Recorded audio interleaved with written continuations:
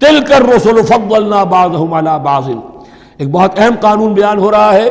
ان رسولوں میں سے ہم نے بعض کو بعض پر فضیلت دی ہے۔ یہ میں پہلے بیان کر چکا ہوں کل،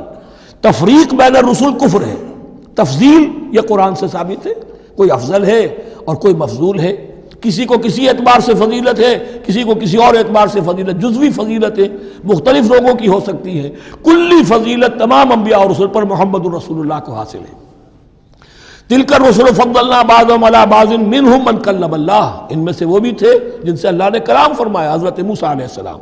ورفع بعضهم درجات، اور بعضوں کے اور کسی اعتبار سے درجات بڑھا دیے، وآتینا عیسی ابن مریم، اور ہم نے عیسیٰ ابن مریم کو البینات بڑے کھلے معجزے دیے، وأیدناہ بروح القدس، اور ان کی مدد فرمائی حضرت جبرائیل کے ساتھ، وَلَوْ شَاءَ اللَّهُ مَا اقْتَتَلَ الَّذِينَ مِن بَعْدِهِمْ مِن بَعْدِ مَا جَاءَتْهُمُ الْبَيِّنَاتُ، لیکن اللہ چاہتا تو یہ آپس میں نہ لڑتے جھگڑتے،